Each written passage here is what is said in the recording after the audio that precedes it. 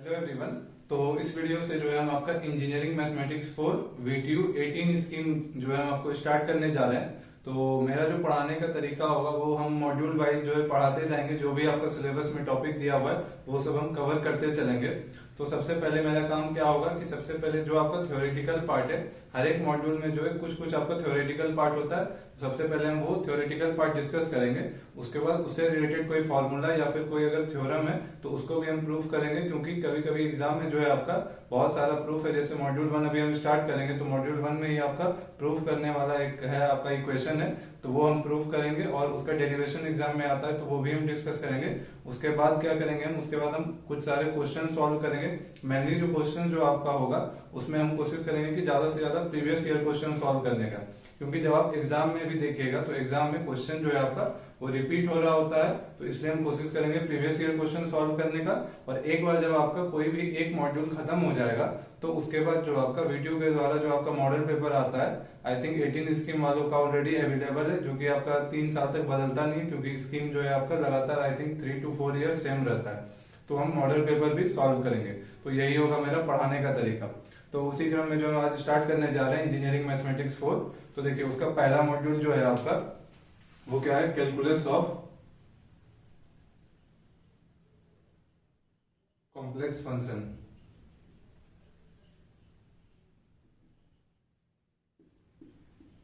तो ये जो है आपका, ये है आपका मॉड्यूल 1।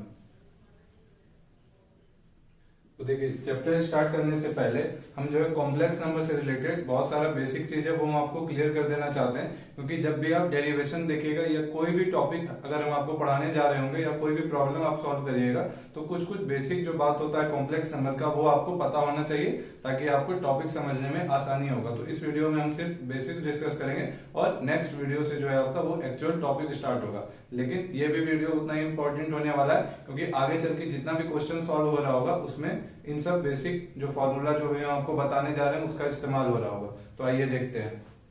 तो देखिए सबसे पहले आपको पता है कि कॉम्प्लेक्स नंबर आपका क्या होता है। कॉम्प्लेक्स नंबर आपको पता है वैसा नंबर जिसको आप जो है z equal to x plus I Y के फॉर्म में लिख सकते हैं। तो z equal to x plus I, यहाँ पे i का मतलब इसको प्रोनाउंसिएट किया जाता है आयोटा से, और i का मतलब क्या होता है, i equal to under root of -1।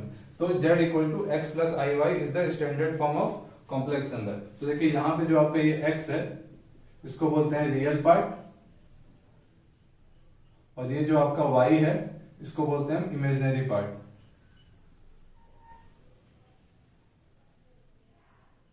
तो देखिए जब आपको अब यहां से देखने में लग रहा होगा कि जब आपका x अगर रियल पार्ट है और y इमेजिनरी पार्ट है तो यहां से आपका एक स्टेटमेंट निकल के आ रहा होगा कि सारा रियल नंबर जो है वो आपका क्या होता है, सबसेट होता है z का, यानी कॉम्प्लेक्स नंबर का।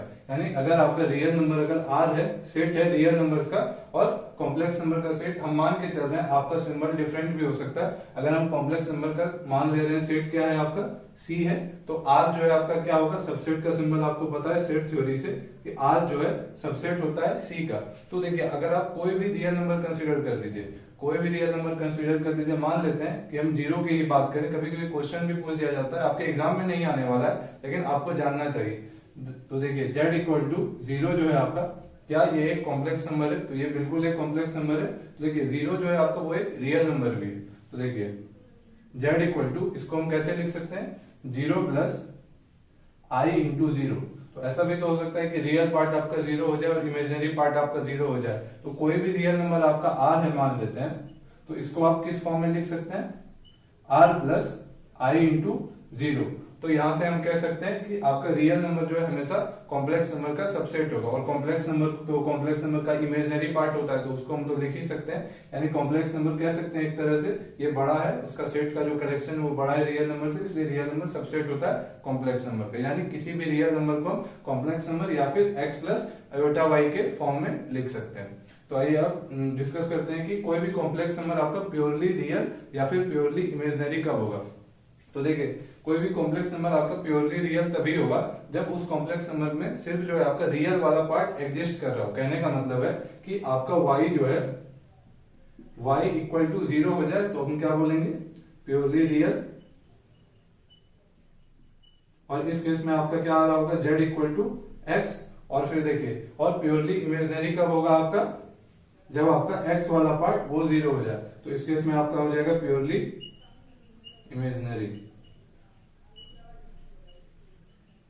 और यहां पे आपका क्या हो जाएगा, z equal to i into y. तो ये हो गया आपका प्योरली रियल और प्योरली इमेजिनरी वाला केस। फिर देखिए इसके बाद आपको पता है कि ये जो है आपका, ये कार्टेशियन फॉर्म में होता है आपका कॉम्प्लेक्स नंबर का रिप्रेजेंटेशन।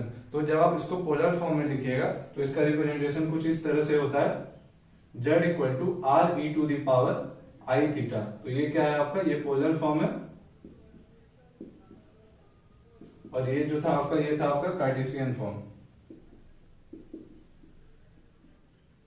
तो दोनों आपको पता होना चाहिए, क्योंकि जब हम आगे क्वेश्चन सॉल्व कर रहे होंगे तो आपको पता रहना चाहिए कि एक ये भी फॉर्म होता है, एक ये भी फॉर्म, क्योंकि क्वेश्चन में डिपेंड करेगा कि आपको कार्टेशियन फॉर्म कंसीडर करना है या फिर आपको ये पोलर फॉर्म कंसीडर करना है। उसी हिसाब से ये आपको नोटेशंस वहां पे यूज करना होगा। तो इसलिए आपको दोनों पता होना चाहिए। अब देखिए, अब एक और फॉर्मूला जो होता है आपका, वो आपका बहुत ही बेसिक फॉर्मूला है, वो तो आपको पता होना ही चाहिए। वो होता है आपका e to the power i theta का फॉर्मूला। तो यहाँ पे स्पेस कम है, इसलिए हम इरेज करने जा रहे हैं इस वाले पार्ट को।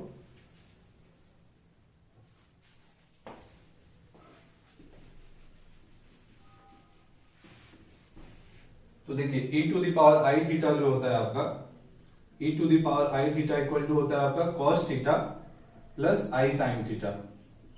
तो यहाँ पे जो है आपका ये पोलर फॉर्म में जो आपका इक्वेशन दिया हुआ, इसको हम क्या लिख सकते हैं further, z equal to r और e to the power i theta की जगह पे cos theta plus i sine theta.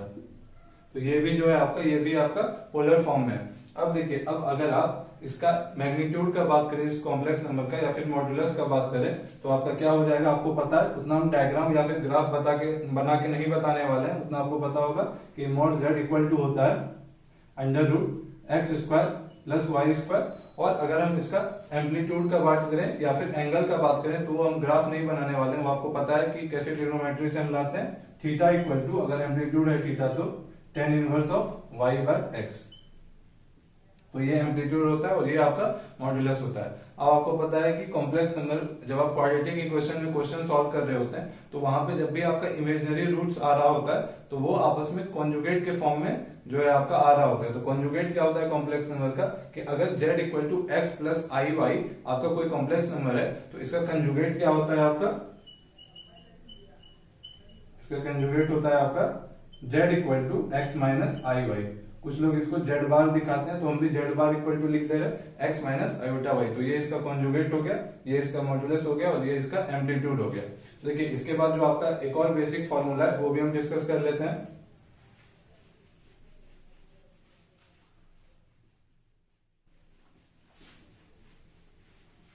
तो देखिए, दूसरा जो आपका फॉर्मूला है वो है आपका e to the power minus i theta. तो e to the power minus i theta आपका क्या होता है, cos theta minus i sine theta. तो यहां से देखिए, और अभी हम आपको e to the power plus i theta का फॉर्मूला बता चुके हैं। तो e to the power i theta आपका क्या था, cos theta plus i sine theta.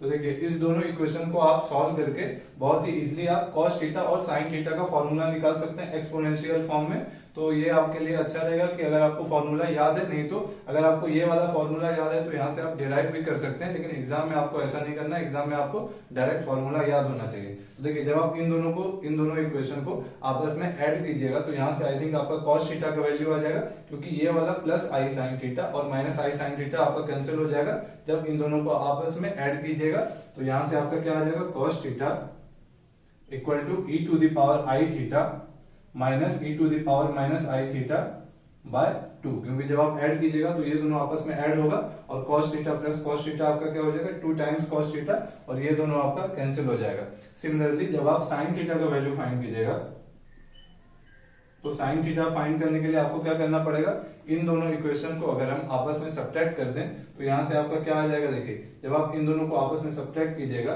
तो ये cos थीटा और ये माइनस cos थीटा आपका कैंसिल हो जाएगा, और ये प्लस आई साइन थीटा, और सब्ट्रैक्ट करने जा रहे हैं तो एक माइनस साइन यहाँ पे पहले से लगा हुआ है और एक और माइनस साइन आके लग जाएगा, तो माइनस माइनस प्लस हो जाएगा। तो आपको क्या मिलेगा, this minus this equal to 2i sine theta, क्योंकि ये दोनों जो है आपस में आपका ऐड हो रहा होगा और साइन आपका पॉजिटिव होगा, क्योंकि ये माइनस ऑफ माइनस आपका मिलके प्लस हो जा रहा होगा। तो यहां से आपका साइन थीटा क्या हो जाएगा, e to the power i theta minus e to the power minus i theta by 2i। तो ये हो गया आपका, ये cos थीटा का फॉर्मूला हो गया और ये आपका sin थीटा का फॉर्मूला हो गया। अब देखिए एक और जो बेसिक बात है आपका वो क्या है कि बहुत सारा क्वेश्चन में जब आप सिंप्लीफिकेशन कर रहे होंगे तो वहां पे डायरेक्टली यूज कर दिया जाता है 1 by iota equal to minus I. तो देखिए ये अगर आपको याद नहीं भी है तो इसको आप कैसे डिराइव कर सकते हैं। तो देखिए अगर आप न्यूमरेटर और डिनोमिनेटर दोनों में अगर आप आई से मल्टीप्लाई कर दें तो ये हो गया आई बाय आई। अब देखिए आपको एक और बात पता होना चाहिए कि आई स्क्वायर जो होता है इक्वल टू -1 होता है। तो डिनोमिनेटर को जब आप देखिएगा तो आई इंटू आई आपका क्या हो जाएगा आई स्क्वायर, और आई स्क्वायर जो है वो क्या है -1 के इक्वल है, तो इसलिए 1 बाय आई यहाँ से क्या आ जाएगा माइनस आई। तो ये भी जो है आपको पता होना चाहिए। इसके बाद फिर हम आपका एक बेसिक थ्योरम होता है, डेरिवेशन उसका नहीं आने वाला है, सिर्फ आपको फॉर्मूला पता रहना चाहिए। कहने का मतलब है रिजल्ट क्या आता है वो आपको पता होना चाहिए, तो वो भी देख लेते हैं।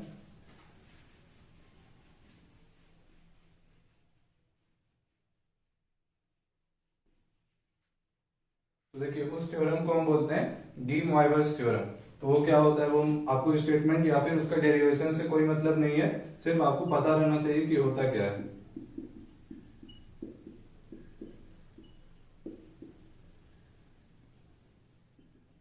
तो कोई भी जो है आपका ऐसे फॉर्म में जब आपका लिखा हुआ है e to the power i theta whole to the power n, तो इसको जो है हम किस फॉर्म में लिख सकते हैं, इसको हम लिख सकते हैं आपका cos n theta plus i sign n theta के फॉर्म में, या फिर आप इसको भी ऐसे भी कह सकते हैं कि e to the power i theta whole to the power n, या फिर इसको आप ऐसे कहिए cos theta plus i sine theta whole to the power n जो है इसको हम किस फॉर्म में लिख सकते हैं cos n थीटा, सॉरी यहाँ पे n मिस हो गया था, साइन n थीटा होगा plus i sign n theta. तो यही जो है आपका, ये है आपका डी मॉइवर्स थ्योरम। तो आई थिंक इतना जो है आपका, यही आपका बेसिक टर्म्स था कॉम्प्लेक्स नंबर का जो आपको पता होना चाहिए, क्योंकि इन सभी फॉर्मूलाज का हम डायरेक्ट इस्तेमाल करने जा रहे होंगे जब हम प्रॉब्लम सॉल्व करेंगे। तो देखिए इसके बाद जो है आपका हम थोड़ा सा लिमिट, कंटिन्यूटी और डिफरेंशिएबिलिटी पे फोकस करना चाहेंगे, क्योंकि पूरा का पूरा चैप्टर जो है आपका, ये मॉड्यूल 1 जो है ये आपका 90% जो ये डिफरेंशिएबिलिटी पे ही बेस्ड है। तो इसलिए सबसे पहले हम कंटिन्यूटी और लिमिट के बारे में देखते हैं। तो देखिए लिमिट आपका क्या होता है, आपको ज्यादा डिटेल में नहीं जाना है, सिर्फ आपको बेसिक पता होना चाहिए। तो देखिए लिमिट क्या होता है, किसी भी फंक्शन का आप बोलते हैं लिमिट फाइंड कर रहे हैं, यानी किसी पर्टिकुलर पॉइंट पे आप उसकी वैल्यू फाइंड कर रहे होते हैं। तो देखिए मान लेते हैं कोई x equal to a point है, तो आप कब कहते हैं कि इसका लिमिट एग्जिस्ट कर रहा है, जब आप इस तरफ से चल के आ रहे हैं और इसके नेबरहुड में कोई पॉइंट है, मान लेते हैं a माइनस एच, और राइट साइड से चलते हुए आ रहे हो और इसके नेबरहुड में एक पॉइंट है a प्लस एच। तो a माइनस एच पे और a प्लस एच पे दोनों जगह पे आपका लिमिट का वैल्यू जो है सेम आना चाहिए, यानी फंक्शन का वैल्यू सेम आना चाहिए, तब हम कहते हैं कि point x equal to a जो कि उस फंक्शन के डोमेन में है, तो लिमिट एग्जिस्ट करेगा x इक्वल टू a पे। तो इसको हम कैसे लिखते हैं, इसको ऐसे फॉर्म में लिखते हैं limit x equal to a minus f of x equal to limit x tends to a plus f of x equal to l। तो देखिए ये जो है आपका बस नोटेशन है, सिर्फ आपको पता होना चाहिए, वैसे लिमिट से कोई लेना देना नहीं है इस चैप्टर में, बस हम बेसिक डेफिनेशन बताना चाह रहे थे। तो देखिए इसको बहुत लोग LHL या फिर लेफ्ट हैंड लिमिट भी बोलते हैं, और इसको RHL या फिर राइट हैंड लिमिट भी बोलते हैं। और x इक्वल टू a जो है वो कोई पॉइंट है जो कि इस फंक्शन f ऑफ x के डोमेन में होगा, यानी डोमेन बोले तो जिसके इंटरवल में वो फंक्शन डिफाइंड होगा उसके अंदर ही एक पॉइंट आ रहा होगा x इक्वल टू a। तो देखिए कुछ लोग इसको ऐसे भी लिखते हैं इस फॉर्म में, सिर्फ आपको नोटेशन देखना है, आपको घबराना नहीं है, क्योंकि इससे आपका कोई लेना देना नहीं है।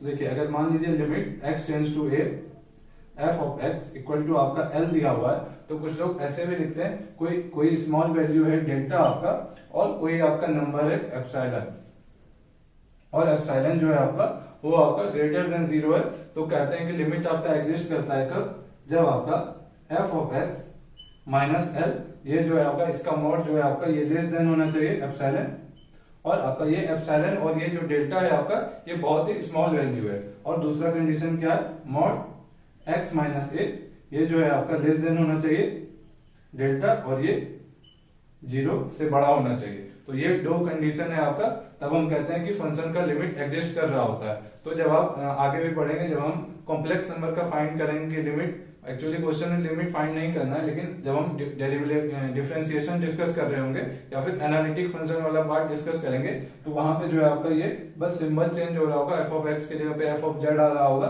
बाकी जो है ये आपका कॉन्सेप्ट बिल्कुल सिमिलर रहेगा। तो ये हो गया आपका लिमिट। इसके बाद हम कंटिन्यूटी डिस्कस करते हैं।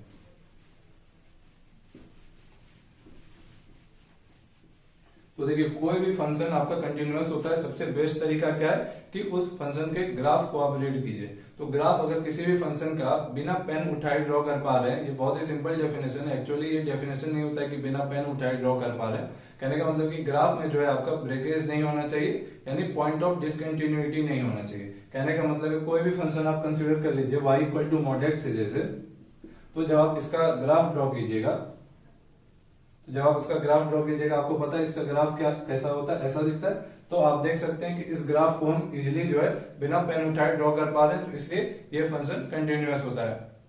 अगर ग्राफ वाला पार्ट हटा दें तो मैथमेटिकली जब क्वेश्चन आता है तो उसको हम कैसे सॉल्व कर रहे होते हैं कि कोई आपका पॉइंट है x इक्वल टू ए, तो x equal two point A पे ये देखिए ये x इक्वल टू ए हम कोई जनरल पॉइंट लिए, लेकिन एक्चुअली अगर f ऑफ x कोई आपका फंक्शन है और इसका कुछ इंटरवल डिफाइंड है कि ये इंटरवल में ये वाला फंक्शन डिफाइंड है या फिर ये जो है इसका डोमेन है, तो इस डोमेन के अंदर जितना भी पॉइंट आ रहा होगा हर एक पॉइंट पे जो है आपका ये फंक्शन कंटिन्यूअस होना चाहिए, तभी हम कहते हैं कि फंक्शन आपका कंटिन्यूअस होगा। और कभी आपको किसी पॉइंट पे चेक करने के लिए दे दिया कि check whether at x equal to मान लेते हैं a है, तो check whether at x equal to a whether the function f of x is continuous और नॉट। तो वैसे केस में जो आपका कंटिन्यूटी का डेफिनेशन होता है वो होता है आपका लिमिट x टेंड्स टू, सबसे पहले तो लिमिट एग्जिस्ट करना चाहिए और उसके बाद x tends to a minus f of x should be equal to limit x tends to a plus f of x और should be equal to f of a।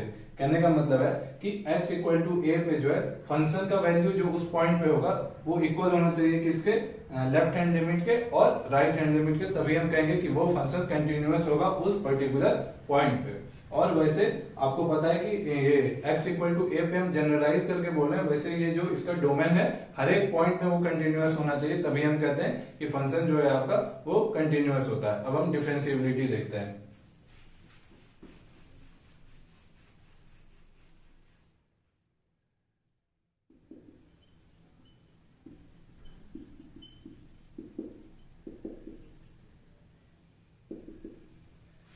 तो देखिए आपका लिमिट का बात हम कर लिए, कंटिन्यूटी का बात कर लिए। अब देखिए पहले डिफरेंशिएबल, कोई भी फंक्शन को डिफरेंशिएबल होने के लिए सबसे जो पहला कंडीशन है कि वो तो कंटिन्यूअस तो होना ही चाहिए। अब देखिए कंटिन्यूअस पे जैसे आए तो उसका मतलब क्या हो गया कि आपका लिमिट भी एग्जिस्ट करना चाहिए, यानी कोई भी फंक्शन आपका डिफरेंशिएबल कब होगा, जब आपका लिमिट एग्जिस्ट कर रहा हो और वो फंक्शन कंटिन्यूअस भी होना चाहिए। अब जो इसका खुद का जो कंडीशन है वो भी हम देखते हैं। तो देखिए किसी भी फंक्शन का आप डेरिवेटिव फाइंड कर रहे होते हैं, तो नॉर्मली कोई फंक्शन है f ऑफ x, तो आपको पता है कि इसका डेरिवेटिव का जो आपका ये नोटेशन होता है इसको हम ऐसे लिखते हैं f डैश ऑफ x, ये इक्वल टू होता है, ये प्रिंसिपल ऑफ फर्स्ट डिफरेंशिएशन से आया है। ये आपके लिए कोई जरूरी का बात नहीं है, जरूरी कहां से आया है ये आपको जानना जरूरी नहीं है, सिर्फ आपको पता होना चाहिए कि ये क्या होता है। ये इक्वल टू, तो f dash of x equal to होता है f of x plus h minus f of x by h।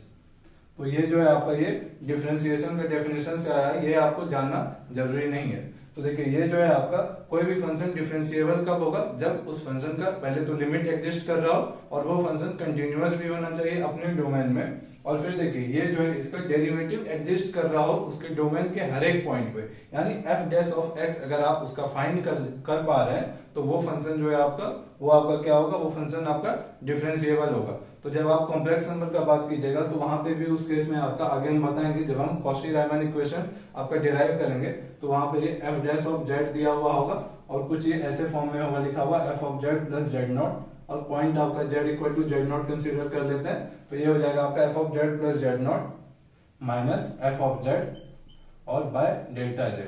तो एक्चुअली यहाँ पे h भी आपका बहुत ही स्मॉल रियल नंबर है, सिमिलरली यहाँ पे डेल्टा z जो है आपका वो बहुत ही स्मॉल वैल्यू है। तो देखिए ये इस फॉर्म में जो है लिखा जा सकता है। तो हम क्या बताए कि डिफरेंशिएबल कब होगा, जब इसका डेरिवेटिव एग्जिस्ट कर रहा हो हर एक पॉइंट पे। तो कोई भी पॉइंट पे चेक करना हो तो जैसे मान लेते हैं x इक्वल टू सी, तो कुछ नहीं, ये x की जगह पे f of c plus h minus f of c by h हो जाएगा। तो ये था आपका बेसिक इंट्रोडक्शन फर्स्ट मॉड्यूल का। तो नेक्स्ट वीडियो से हम डिस्कस करेंगे आपका जो सीआर इक्वेशन या फिर कॉशी रायमन इक्वेशन भी बोलते हैं, तो फंक्शन कब आपका एनालिटिक होगा, उसका नेसेसरी कंडीशन क्या होता है वो हम देखेंगे। तो डेरिवेशन आपका जो एग्जाम में आई थिंक मॉड्यूल 1 में ही आपका सिर्फ डेरिवेशन है, तो जिस भी मॉड्यूल में डेरिवेशन रहता है तो 95% चांस रहता है कि आपका यूनिवर्सिटी एग्जाम में जो है आपका वो डेरिवेशन आना ही आना है। तो इसलिए डेरिवेशन भी हम समझेंगे, फिर उसके बाद कोई भी फंक्शन को चेक करना है कि एनालिटिक है कि नहीं, वो हम कैसे चेक करेंगे वो भी देखेंगे नेक्स्ट वीडियोज में।